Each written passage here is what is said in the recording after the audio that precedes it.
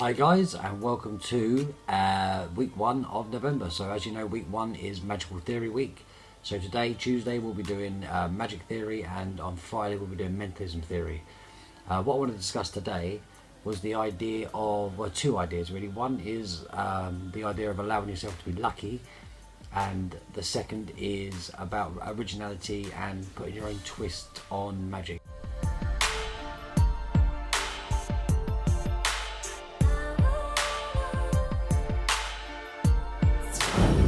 Today I want to talk about two things. One is allowing yourself to be lucky, allowing moments in your magic where you allow luck to play a part, but with a fairly good chance of hitting and a way out if you miss. Alright, so we'll talk about that. Also, we're going to talk about how to put an original spin, originality, a twist, just to suit your style into a magic trick. So let's start with the originality side of things. I don't mean this as in every trick you do has to be an original effect. I mean, that's just never going to happen. Very few people can do that. People like Garrett Thomas are just a different level in terms of coming up with original stuff. But if you're just learning magic and you're learning from books, DVDs, and other magicians, it's very easy to fall into the trap of just doing exactly what you were taught, doing it exactly the way they do it and with the wording and everything. So this sort of plays into a thing I'm starting as well, which will be in week 2, which is old props, new handling. So that's a project that's coming up next week, where I take an old trick that I already do, which is very much done the way it was taught, and try to put a new twist on it. So I'll be doing this, showing you this whole process with a trick every Tuesday of the second week of the month. But today let's talk about the theory behind that rather than the practicalities, and I'll give an example. There will be a little bit of magic in this one. I'm going to use the example today of a trick by Paul Gordon, which is based on a trick by Ed Marlowe, which is an estimation trick. So it's Easy Estimation Aces by Paul Gordon, and it's on his Gold Dust trilogy, which you can get at alakazam.co.uk. But that's where the method is. If you want to learn the setup and how to get these cards ready, that's where you can learn it from. Paul Gordon's got it published in a couple of other books and things, but research that for the method. I'm not going to give the method away. It's not my trick. It's a wonderful trick, but not mine. So the idea of the trick is that you have perfect. You have the 4 aces, and you're going to demonstrate a dead cut. Okay, now what this obviously means is that you will be able to, from a shuffled deck, cut to those aces without any crimps, breaks, trick cards or anything else. And it's a lovely routine. And now I started doing it a few years ago, and when I first started doing it, it just didn't sit comfortably with me. Not as in it was a bad trick, it's a wonderful trick, but my style and Paul's style are slightly different, so I figured I need to make this fit my own style. Now in terms of theory behind this, all you need to do is work out how you like to perform tricks, how you like to come across, and what sort of moves you're comfortable doing, and then adjusting the trick to match your style. Now this isn't bastardizing somebody else's trick, this isn't taking a trick and ruining it and all that sort of things that some people say this is. What this is just putting your spin on a trick that's out there, but you essentially give the same effect.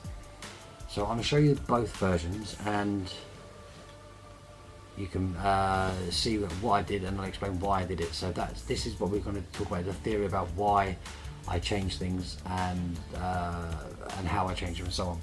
So the first part is the cards get shuffled up. Oh, excuse me, he does it better than that. And then they get mixed. Alright, so genuine shuffles. And then this is how Paul Gordon presents the trick. Now, I want to make a point before I start. This isn't me saying that my way is better or worse, or his is better or worse. This is about making it your own, making it suiting your style. Now, there's 2 reasons behind this. The first reason is that you will come across more naturally if you're doing it in a style that suits you. That's obvious. But also, you'll do it with more confidence if you're doing tricks that you know, rather than always having to learn a move or a thing that comes with the trick that maybe doesn't suit your style or you're not comfortable doing. when you perform this, you'll do it with a lot more confidence and a lot more naturalness, because you're doing this a move that you really enjoy doing. All right, so that's the key to this, is doing things in a way that you're most comfortable doing them. So let's look at the actual mechanics, and then look at the psychological aspect that this will have on an audience, and why I decided to change up the reveals. So Paul does a thing where he takes the cards and he cuts to an ace. So the first card he hits an ace, and he shows that they're not all clumped together. He then does it again. Oh, excuse me. He then does it again. Hits an ace. I'm not sure now whether he does a false cut or whether he just does it, but he basically goes. It's now 15th card down, so you're 1, 2, 3, 4, 5, 6, 7, 8, 9, 10, 11, 12, 13, 14, 15, hits an ace. Again, showing they're not clumped together. And the last one, he'll kind of try and find the ace, and it will be in the middle somewhere. So that is the trick, and it's a lovely trick. You're taking a shuffled deck, you're cutting to 4 aces, you're doing exactly what you say you're going to do, which is an estimation of where the aces will shuffle to. Wonderful. What I decided to do to match my style was two things. First of all, the mechanics of it. I felt like the cuts were quite repetitive, the first two especially.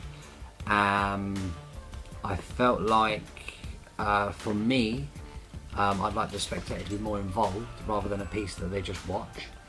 And also I thought the ending, I'd want to have more of a moment, more of a sledgehammer. You know, when they see the ending, they're going to wow at the end. So that was the only difference I wanted to make, and it is not, again, taking away from anything Paul's done. It's just how I like to perform. So I'll show you the changes I made and why I did them, and how I think for my style this suits me more. So, and I did two versions of the ending, because obviously there's a version I do to camera and there's a version I do to an audience. So I'll try and show you both of those. So the setup's the same.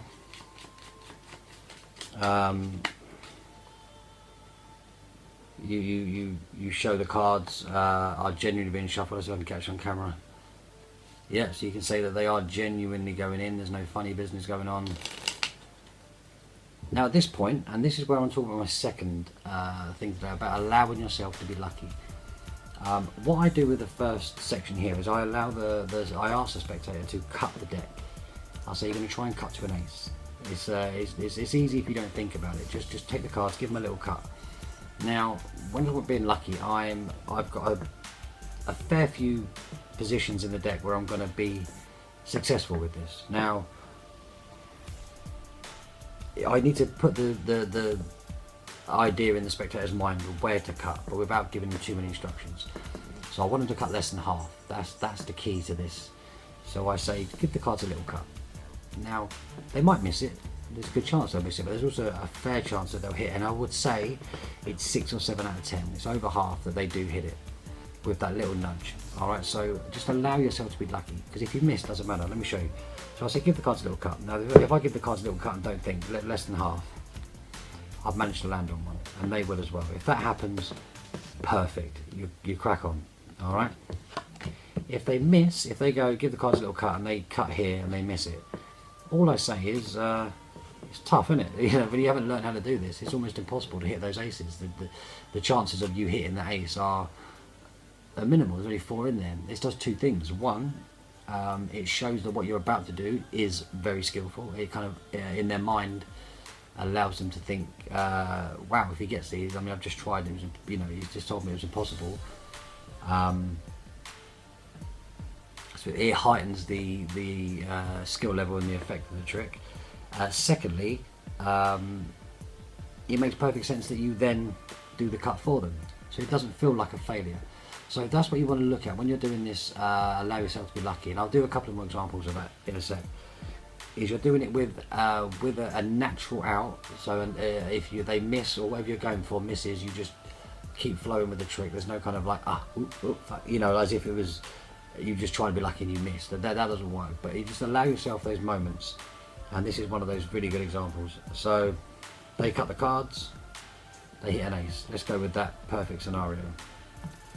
Now the second phase, I didn't want to just cut again, because if you just cut again, what's going to happen is it just repeats itself. So, and this again from my point of view. So what I'm doing here is, in terms of looking at the theory of making everything original and at least putting a twist on things, is I'm taking each moment of the trick and I'm just analysing it and seeing how I can add a little something or take a little something away, or just look at it from a different angle. And I looked at this from the spectator's point of view, from my point of view, how I like to handle things and how I like to present things. So it's just something to play with. Take any trick you've ever learned and just try this little this technique. So all I did here, and this is a really cheeky way of making this look like it's better than it is. I do the same move again. I cut the cards. All right, so I'm going to hit an ace. But to make it look flashy, all I'm going to do is take this card and do this move. All right, so you're just literally flicking it across. So it's a very simple move, and to make it land on there isn't hard either. It's the same sort of thing as flicking the other hand. But if you then, oh excuse me, these cards. If you cut the cards where you need to, all right, see the gap it leaves? As you cut, you're going to come up, flick in and come down again. Now it looks like the card flicked into the deck and landed. It looks really skillful. It looks like you're just throwing that card in, but in fact, all you're doing is exactly the same thing as before. So in terms of changing things, I like to flip cards. You see me do Top Shot and stuff. That's my style. So this suits me just a little bit more. So I take this ace and I flick it in the pack. You see it lands inside. So you take the deck like this.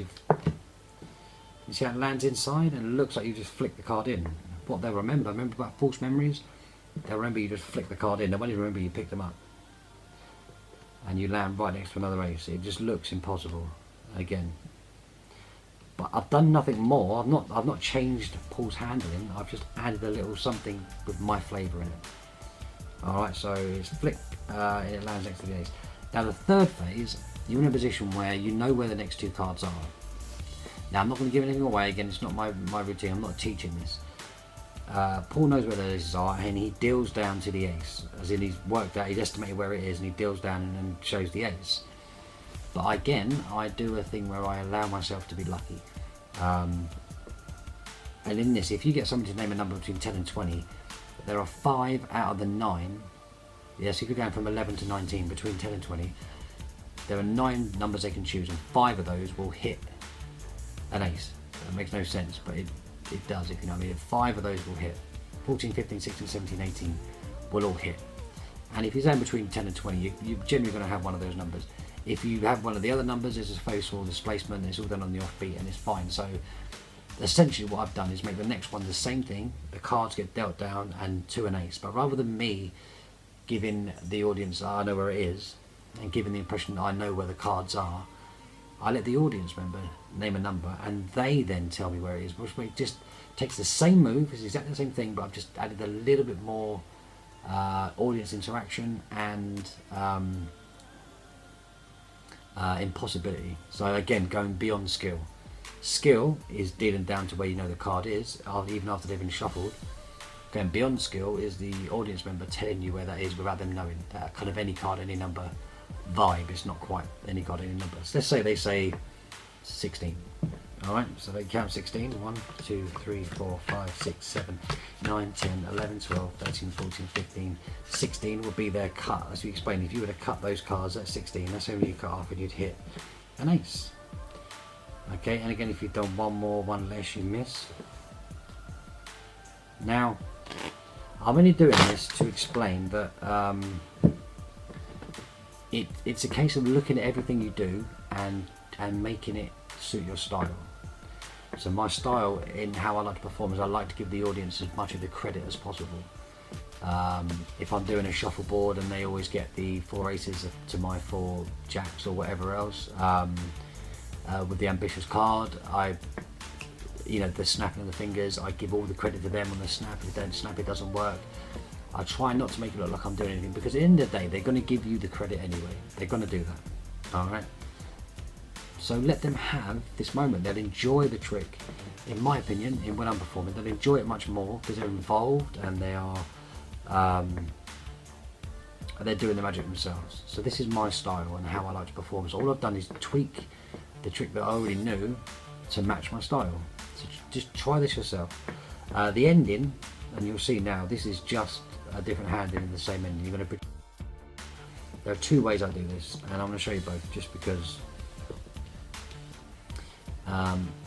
the last ace is now in a position where it is. Now if I'm doing this to camera, so if this is, I'm performing this for say a live, or I do the move here where I take the top card, I shoot it out, I get the last ace, I messed up, I turn, I show the card, flick, and it becomes the last ace. That's my ending to camera. It's okay. It's got that little moment of skill, and then you show the wrong card, and you then go beyond skill to magically change it. So that's my ending if I'm only doing the thing to camera. If I've got audience members with me, I like, this is an idea I got from Michael Vincent, and it's just wonderful, because what it does is it creates a moment of safeness and then completely spins out in his head. He does this in two ways with two different tricks, and I'll talk about both. So which one's missing there? Diamonds, spades, hearts. We need ace of clubs. And again, I'll give you the Michael Vincent reference for this in a second. I'll leave it underneath in the comments. So you say we've got three. I want you to cup your hands here for me. Just cup your hands over the top of those aces and hold on to those for me, nice and tight. So they hold those aces there. You say to the, you're going to find the last ace, ace of clubs, just say stop. They say stop, they hit the ace of clubs, very good. Gets a little laugh, and you say, now what we're going to try and do is take that ace of clubs, make it vanish off the table and land under your hand. Watch. And what you actually do is you switch the three cards they're holding, which was the ace of spades, ace of diamonds and ace of hearts, for one card under their hand, ace of clubs. Beautiful, beautiful, beautiful. I'll get rid of that. So again, this isn't me demonstrating this to say that anything's better or worse. Paul gets wonderful reactions for his routine. It just didn't suit my style. So rather than not performing it or learning his trick his way and doing it his way because that's how it's taught, just take the time to, I think Paul Daniels always said when he bought a new trick or a new prop, he never read the instructions. He just threw it away, worked out how to use a prop, and then came up with a method of presenting it. And it's a really nice thing to do with any trick you learn. Now obviously you can't, if you're learning a card trick, you can't not learn the presentation that comes with it. If you're reading it from a book or watching a DVD, it's different to getting a prop. But the essential idea is the same. You take the basic outline of the trick, the basic handling and the moves, and you realise what the actual effect is, and then you try and get from the beginning to the end, but your way. Now I actually mentioned there's a start and an end. Paul's taken this way, and I've decided to go down this road and come back in here, based on my experience, my knowledge of how I like performances to go, how I like to interact with spectators, and just made it my own. So it's the same trick, but completely different in terms of presentation. So try and do this with all of your, or at least as much of your magic as you can. Even if it's just taking different parts of different routines and sort of wedging them together to make a new version. My ambitious card was done the same way. It starts with a normal ambitious card, and then I put in David Williams' Tall and Stored transpo, and then I did a bit on the A. I mean, I've just kind of clumped together different things to make that suit my style. To take this a step further, if you're going to try and create magic from scratch, there is most people will go with the idea of, okay, what moves do I know? How can I put these moves into a particular order so that they will give me a different trick? And that really limits how far you can go with the effect. It's based upon the moves that you already know. So what I try and do with creating new magic, and I don't really create much new magic close up, a little bit. I try and create stage, when I do my stage shows, especially my new one, Reborn, which is coming next year, I've completely written that from scratch, and all I did is, don't imagine you're writing a magic show. Imagine you're writing a magic show for a film, where you can use special effects, you can use whatever you want to make the tricks look perfect or make them happen. So I wrote my show, Reborn, like a story. I wrote what would look amazing, and then figured out how to do it. And it's like giving yourself a puzzle. My Fool Us was a really good example of that. I just came up with an idea and didn't know how to do it, and then I came up with a method. And it's a really cool way of writing tricks. So I'll give you a couple of examples of some tricks from Reborn. I've got one in there where have you ever played the game where you write on someone's back, you know, just sort of draw with your finger on their back and they have to try and guess what you've drawn. Well, Laura was doing that, you know, and I was trying to guess what she was writing and stuff. And then I thought this would be great if someone else was writing on someone else's back, but you could still work out what it was. So the routine I've come up with is I get two audience members up on stage, and I'll do this from what they'll remember and what they'll tell people. So two people come up on stage, a couple hopefully. I face one way, they face the other way. So they're back to back, separate sides of the stage. She draws something on his back. I've got a pad. I draw what I think she's drawn. It matches. Nuts. Then I say, this time I'm going to try and draw what I think you think she's drawing, which takes away the idea that I might know ahead of time what she's choosing to draw. So she draws something on his back. I draw something else. He guesses what it is. He guesses wrong, and yet my thing still matches what he guessed, even though he guessed it wrong. And then I tell her what she drew. So that's really nice. And then I get her to just think of any loved one, get their initials in her mind. She writes those on his back. I'm getting nothing from it. I start to sort of react if I'm in a bit of pain. I take my jacket off, and then I say, well, push harder, so maybe that will help. As she pushes harder, you can see the blood start to spill itself through my shirt onto my back. So it actually scratches itself into my back, and you end up with this lovely, what name was it? LF, let's say Laura Fawcett. And as I turn and show everyone, the blood spells LF on my back. Now, I have no idea how to do this. I've written it because it looks amazing. It sounds cool. It would be really fun to watch. It builds and is everything else. But I have no clue how to do it yet. I've got ideas and I will work it out. But you see how much more fun it is to come up with something with no limitation on method. You just go with what looks great, and then you start to build the method around that. And you'll make compromises here and there, but essentially you're working on something that is awesome and working back to a method rather than, right, if they write something down and I can see what it is, what can I do with that? You know, you're sort of limited at that point. So yeah, it's just something to bear in mind when writing magic. Try and think of the effect first, as in no method, nothing, what would just look awesome. Another one we did was we have 6 bottles of beer. 5 are made of sugar glass, 1 is real glass, and this is a Tom Swift, the guy from All Aboard, his genius idea. And I get generally blindfolded. The bottles are on a table on the other side of the stage. There's numbers 1, 2, 3, 4, 5, 6 on the table. The bottles get covered and mixed, and then I just start calling out numbers. They take that bottle off that number, they smash me over the head with it, and they get remixed. And I call them and they smash, and I've got to avoid that real bottle, so I get bottled over the head. So I get hit 5 times with these sugar glass bottles, and the last one, which I get to keep, is a real bottle. So it's when we came up with that, we just sat down and thought what would be a great thing to look at, and that's what we did. And then we worked backwards to a method which we're really pleased with. So try and do that. Either take a trick that you're doing, a trick that you're learning, or something you're into, and just give it a twist. Just change it slightly so that the moves you're doing are your own, the ones you're comfortable doing. I mean, obviously if there's a move in the trick you're learning that you love, keep it. I'm not saying change it for no reason, but don't be afraid to change the method, the order of things, the way they're presented, the way the audience members are interacting or they're not. Don't be afraid to change any of that to suit your style or to make it stronger, you know, for your act. Don't be afraid to do anything. In fact, I encourage it.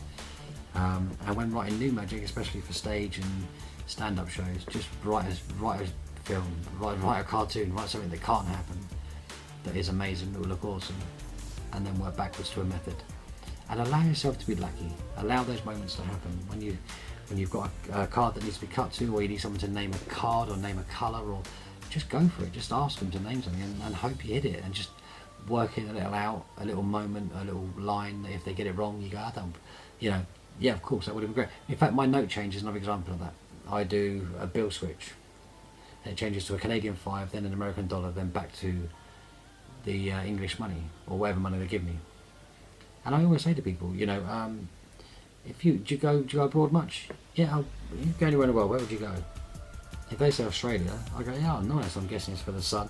For me, if I was to go anywhere, I'd go to Vegas because I can cheat with cards and win. So I kind of carry on as if it was supposed to happen. I'm just asking, but actually this trick is this. But the times where they name Canada or name America happens all the time. It's wonderful. It just makes the trick so much stronger. So just allow yourself to be lucky. Look for those moments in your act and go with them. You don't have to make it a force. You don't have to make it so that if you miss, it's a terrible thing.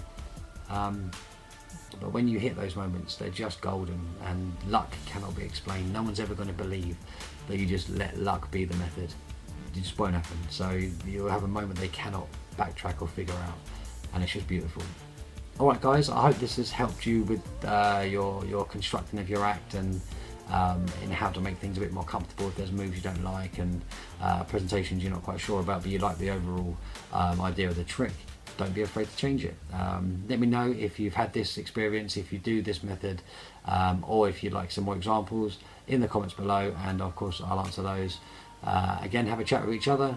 Give us stories and tricks and ideas that you've had, that you've changed, and that you're more comfortable with now.